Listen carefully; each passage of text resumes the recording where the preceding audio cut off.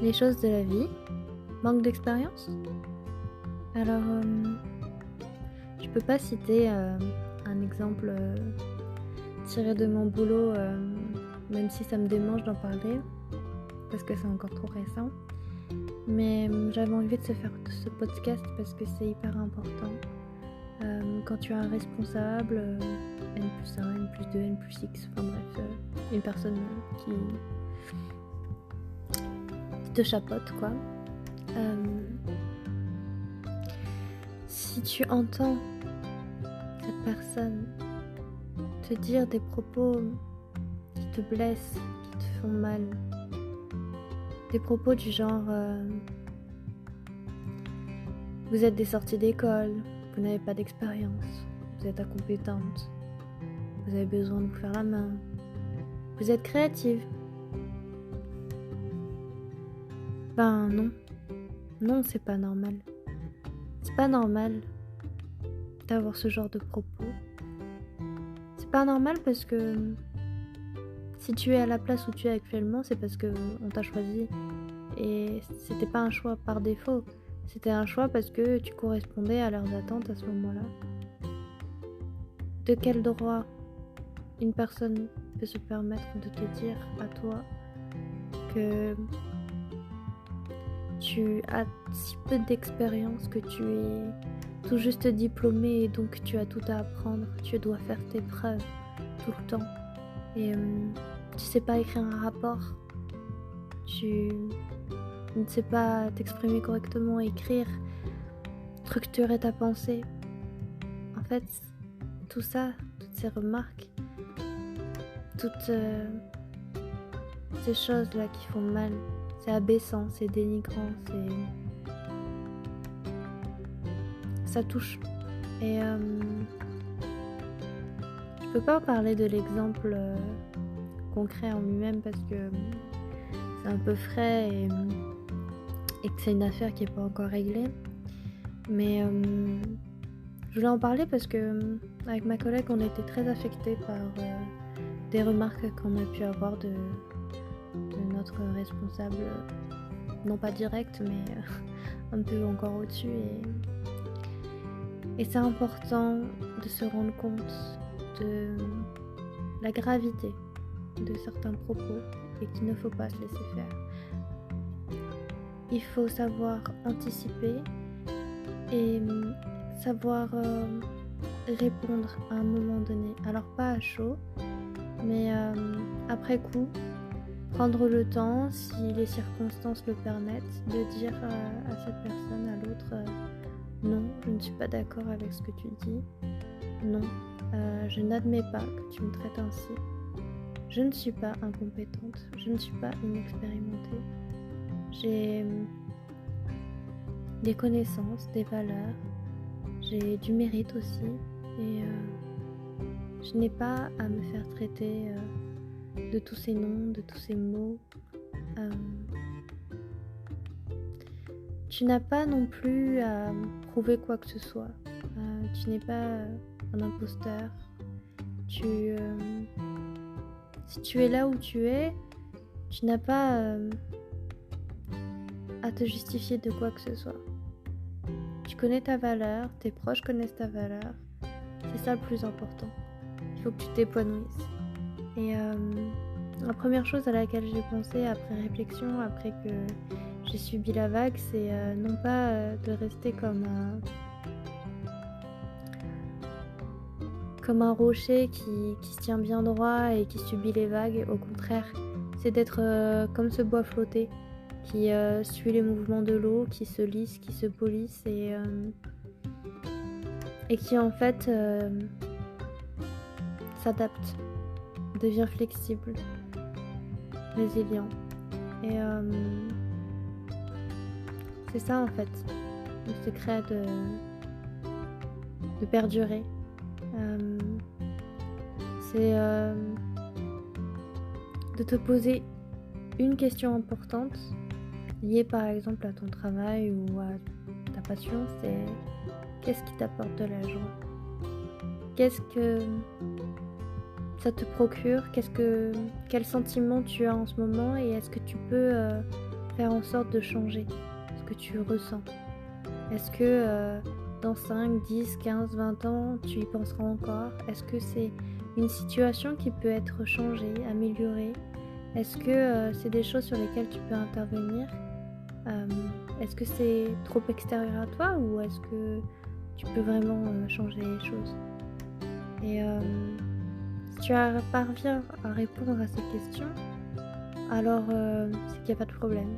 Comme je disais dans le podcast précédent, quand il y a des solutions, alors il n'y a pas de problème. Si par contre ton mal-être persiste, dans ce cas-là, il faut faire vraiment quelque chose. Soit partir, soit mettre les choses à plat. Mais le premier travail, ça va être ça. Ça va être qu'est-ce qui t'apporte de la joie? Est-ce que tu te sens utile? Est-ce que tu aimes ce que tu fais? Est-ce que tu voudrais être ailleurs? Est-ce que tu ne supportes pas la situation? C'est de voir les points positifs et les points négatifs et de trancher, tout simplement. Alors, est-ce que tu as les compétences? Oui, tu les as. Tu es bien plus qu'un diplôme, bien plus qu'une succession de stages, bien plus que quelques années d'expérience, ou une dizaine ou une vingtaine.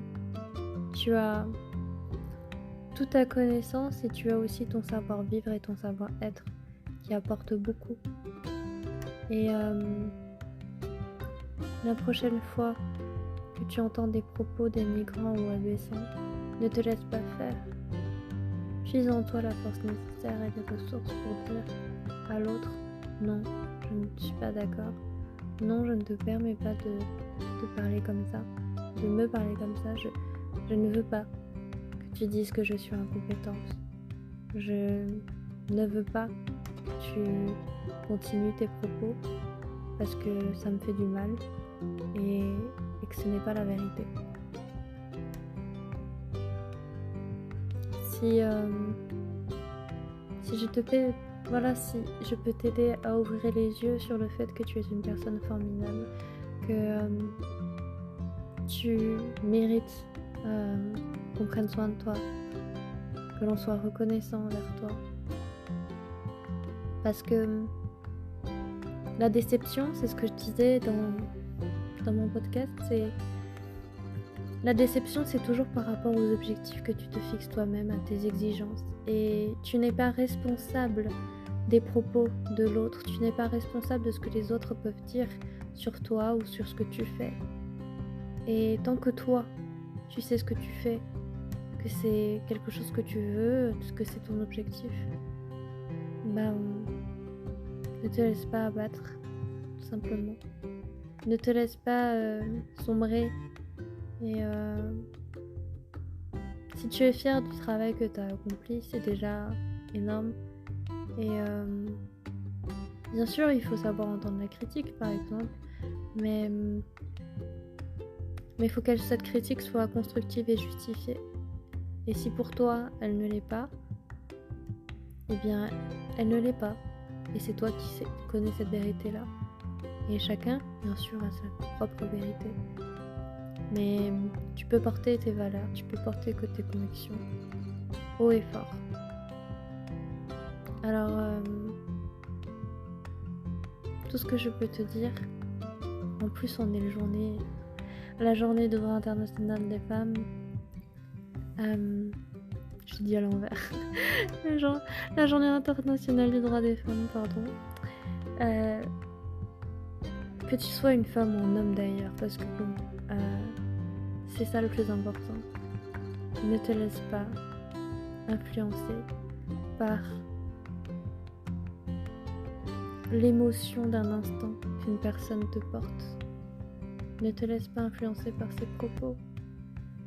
Et même si les mots peuvent tuer, même si les mots peuvent blesser si fort,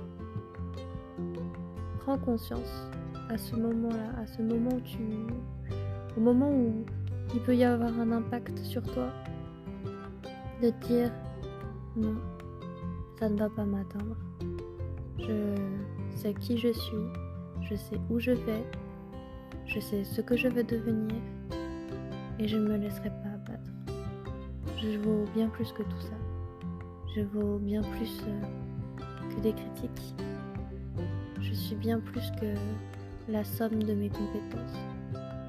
Je suis moi, entière, ou entier, et on m'accepte comme je suis. Et